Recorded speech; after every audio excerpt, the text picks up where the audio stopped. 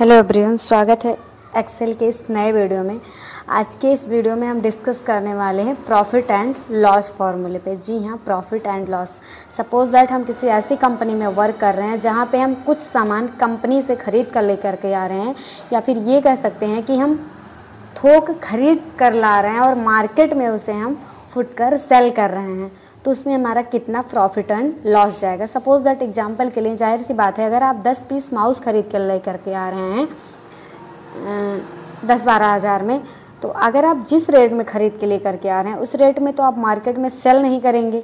अगर आप उसमें ज़्यादा सेल करते हैं या कम सेल करते हैं तो ये प्रॉफिट एंड लॉस फार्मूले के अंतर्गत आएगा। जाहिर सी बात है, कोई भी कैंडिडेट अगर 10 रुपये का सामान लेकर के आ रहा है कंपनी से और मार्केट में उसे सेल कर रहा है तो शायद ही कोई 10 रुपये में सेल करे। क्यों? क्योंकि उसे अपनी लागत सब कुछ निकालनी होती है, तो 1-2 रुपये बेनिफिट पे ही वो मार्केट में सेल करता है।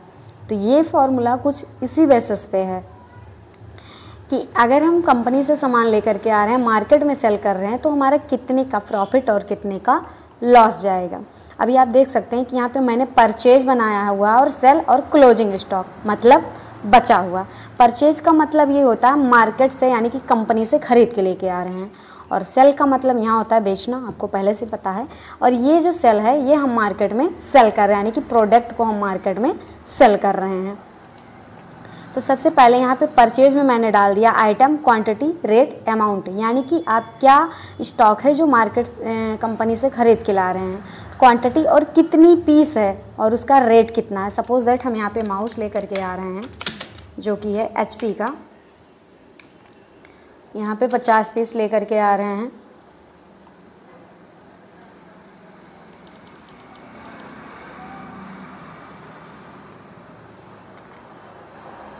उसके बाद में यहाँ पे इसका रेट हम डाल दे रहे हैं, मान के चलो 350 रुपया।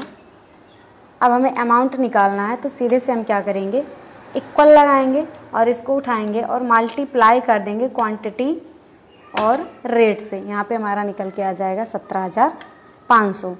अब सेल, आप देख सकते हैं कि आपने 50 क्वांटिटी कंपनी से लेकर के आए हैं, जिसमें से आप 40 यानी कि 40 क्वांटिटी यानी कि 40 पीस मार्केट में सेल कर दे रहे हैं, वो भी 400 के अकॉर्डिंग। आप 400 के अकॉर्डिंग उसको मार्केट में सेल कर दे रहे हैं। इस हिसाब से 40 पीस का कितना जाएगा, तो इक्वल लगाएंगे, 40 मतलब रेट गुणे क्वांटिटी कर देंगे। आप देख सकते हैं कि यहाँ पे 16,000 जा रहा है।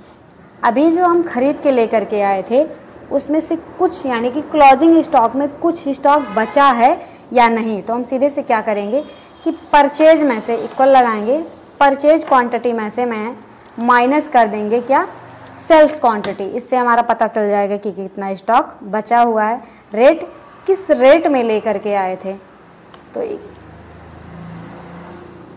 लेकर के आए थे हम 350 में। अभी कितना स्टॉक बचा हुआ है,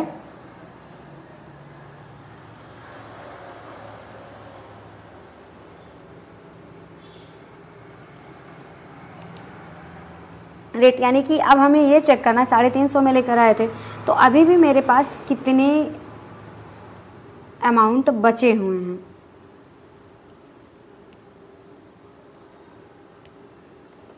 यानी कि कितने अमाउंट का स्टॉक बचा हुआ है, तो सीधे सीधे इक्वल लगाएंगे और इसको उठाएंगे, मल्टीप्लाई कर देंगे जितने में हम लेकर के आए हुए थे। इस हिसाब से हमारा आ जाएगा। अभी भी हमारे पास कितना, 3500 का स्टॉक बचा हुआ है। और हम चेक करेंगे प्रॉफिट एंड लॉस।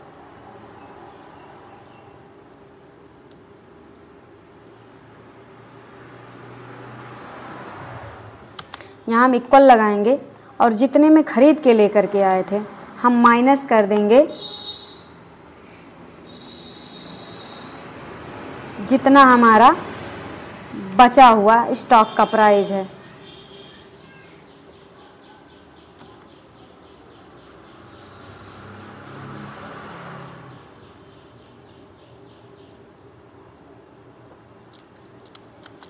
सबसे पहले यहाँ पे हम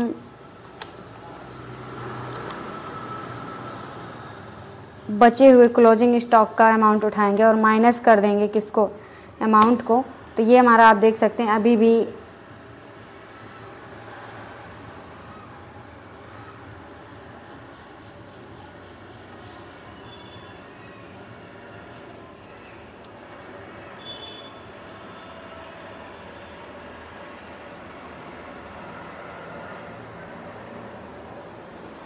$14,000 का स्टॉक सेल किया गया है।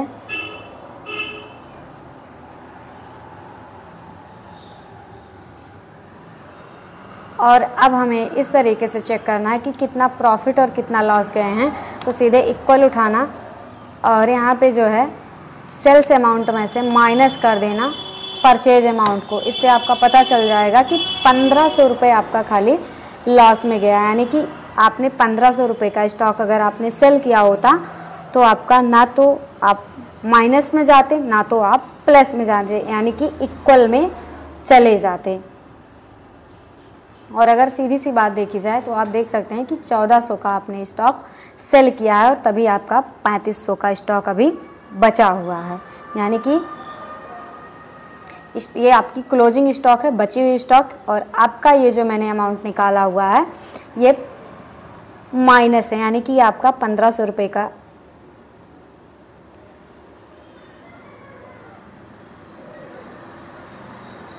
₹1500 अभी भी माइनस में। यानी कि अगर आपने 1500 रुपये का और स्टॉक सेल कर दिया होता तो यहाँ पे चला जाता। अभी मैं यहाँ पे क्वांटिटी यानी कि सेल्स क्वांटिटी यहाँ पे कर दूँ 45, तो आप देख सकते हैं कि यहाँ पे ऑटोमेटिक बढ़ जा रहा है, ये चीज़ ऑटोमेटिक बढ़ जा रही है।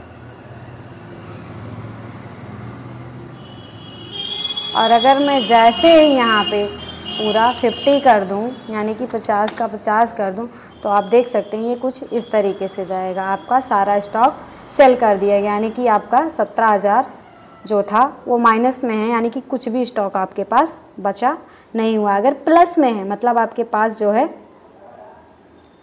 स्टॉक अभी भी है।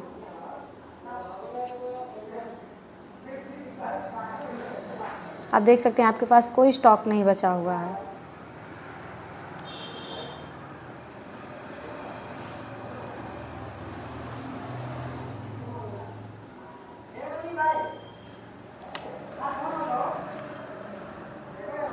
और अगर आपको खाली ये चेक करना है कि हमारा कितना प्रॉफिट हुआ है कितना लॉस हुआ है, आपको क्लोजिंग स्टॉक नहीं चेक करना है, तो सीधे से आपको करना क्या है, इक्वल लगाना, सेल्स अमाउंट में से माइनस कर देना परचेज अमाउंट।